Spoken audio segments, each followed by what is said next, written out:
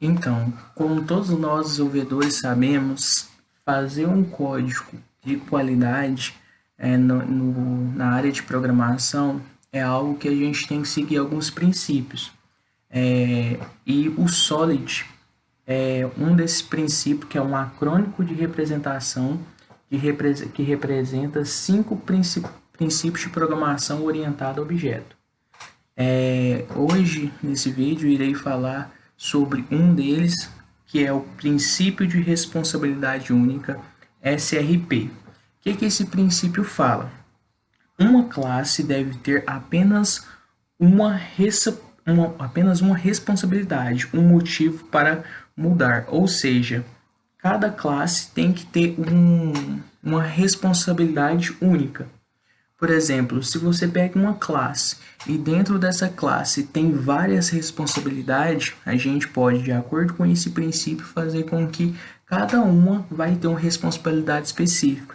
Mas para que isso? Muitas vezes, quando você desenvolve essa classe com muitas responsabilidades nela própria, acaba que na hora de você fazer uma modificação, na hora de você acrescentar mais coisas, muitas vezes seu código pode parar de funcionar e até mesmo você ter que repetir várias coisas no código. E isso pode ter muitos problemas na hora do desenvolvimento. Então eu vou estar apresentando aqui dois tipos, a forma correta de implementar e a forma errada. Primeiramente, vou estar apresentando uma forma errada de apresentar. Eu criei aqui uma classe funcionário. Dentro de funcionário, aqui a gente tem algumas responsabilidades. Por exemplo, eu tenho o nome do funcionário e o salário. Fiz alguns gets e set. Além disso, eu tenho uma responsabilidade que poderia ser separado em outra classe, que é, por exemplo, calcular salário. Hoje em dia, por exemplo, dentro de uma empresa, a gente tem vários funcionários. E, por exemplo, cada funcionário ele tem uma forma de calcular o imposto de acordo com o salário dele. Aqui, eu fiz dentro de funcionário, que seria uma forma errada de fazer. Mas na forma correta de se fazer isso, é separar cada funcionalidade para algo específico, uma classe específica para cada responsabilidade. Por exemplo, funcionário aqui.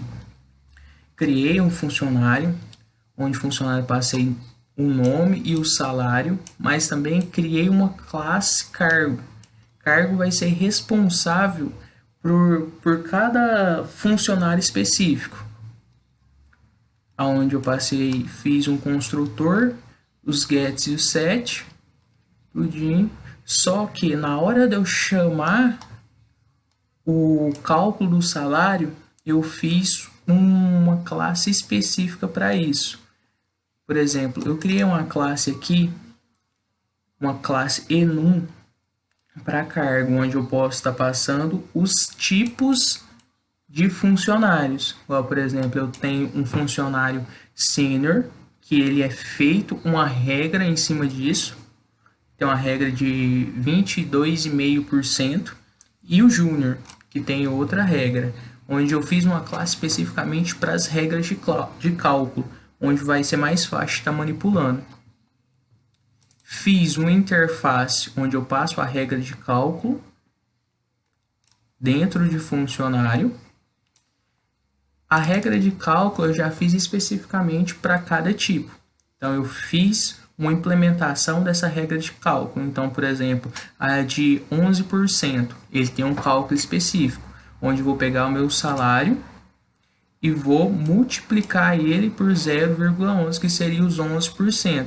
Pegar meu salário e fazer essa multiplicação, onde vai dar o valor do cálculo. Também fiz uma regra de 22,5%, que seria outro tipo de regra. Então, cada funcionário que eu quiser implementar, eu vou fazer uma regra específica, onde vai ser mais fácil dessa implementação, onde não vai precisar Muitas vezes, eu criando essas classes de regra, de acordo com a porcentagem do salário do funcionário específico, é bem mais fácil do que eu ter que acrescentar isso na própria classe funcionário.